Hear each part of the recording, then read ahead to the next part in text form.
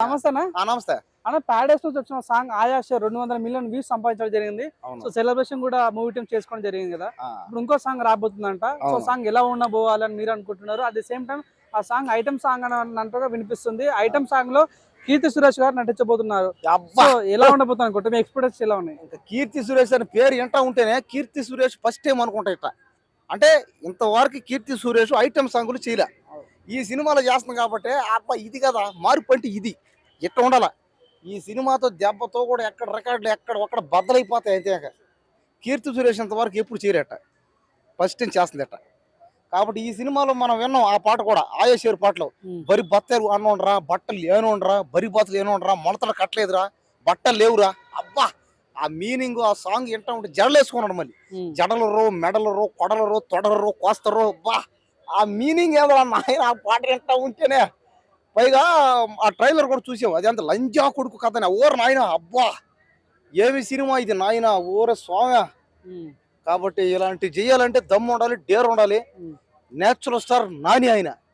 కాబట్టి నాని గారు తెగిచ్చేసారు అంతే, విడిచేశారు సిగ్గు లద్ద బరి తెగిచ్చేసారు వాళ్ళు. ఈ సినిమాని బరి తెగిచ్చేసారంటే. ప్యారడైస్ అంటేనే ఒక పెద్ద స్వర్గం అది. కాబట్టి చూద్దాం ఇంకా ఈ సినిమాతో కీర్తి సురేష్ అక్కడ ఎగిరిపోవాలంతే. కీర్తి సురేష్ కి మొత్తం చెనిగిపోవాలా, చిరిగిపోవాలా. కీర్తి సురేష్ కి ఒక్కసారిగా దీంతో లేచిపోవాలట్టి. ఏంది పేరు ఎక్కడ చూసినా కీర్తి సురేష్ కావాలా, కీర్తి సురేష్ కొట్టేసుకోవాలి, అందరూ గిలగిల కొట్టేసుకోవాలా.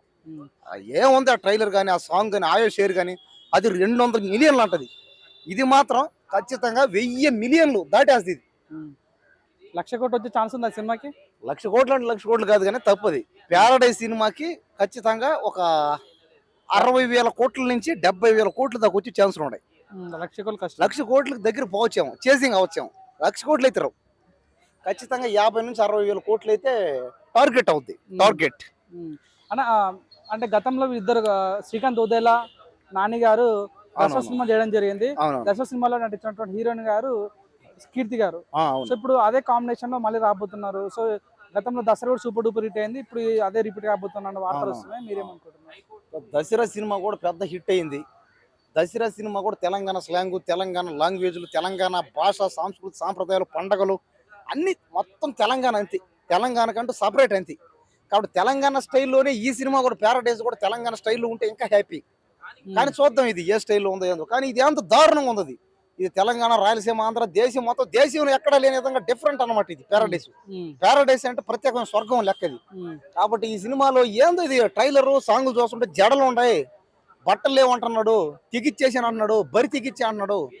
కాబట్టి చూడాలా ఇంకా ఎట్ట ఉండబోద్దు.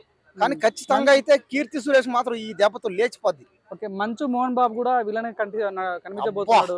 అదే విధంగా సంపూర్ణేష్ బాబు కూడా హీరో ఫ్రెండ్ గా కనిపించబోతున్నాడు. ఎక్స్పెక్ట్ చేశారు ఇవన్నీ సినిమాలో? అదే సంపూర్ణేష్ బాబు ఏందో హెలికాప్టర్లో, విమానాల్లో ఎగరుతున్నాడు, దూకేస్తున్నాడు.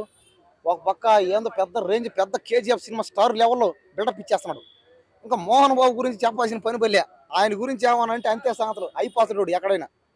కాబట్టి మోహన్ బాబు గారు వచ్చి ఈ సినిమాలో కానీ చేస్తున్నారంటే ఇంకా అది మామూలుగా ఉండదు. పై విలన్ గా మోహన్ బాబు గారిని జనాలు విలన్ గానే చూడాలనుకుంటున్నారు అందరూ. విలన్ ఆయన అంతే.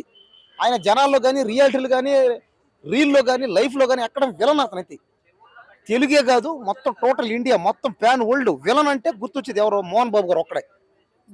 కాబట్టి మోహన్ బాబు గారు ఎప్పుడు విలన్ గానే చేయాలి. పైగా ప్యారడైజ్ సినిమాలో చేస్తున్నాడు కాబట్టి ఖచ్చితంగా ఇంకా మోహన్ బాబు గారే కాకుండా వాళ్ళు అందరూ, మంచు విష్ణు గారు కానీ, మనోజ్ గారు అందరూ విలన్ గా చేయాలి. బాగుంటుంది, వాళ్ళు విలన్ గా సెట్ అయిపోతారు కరెక్ట్.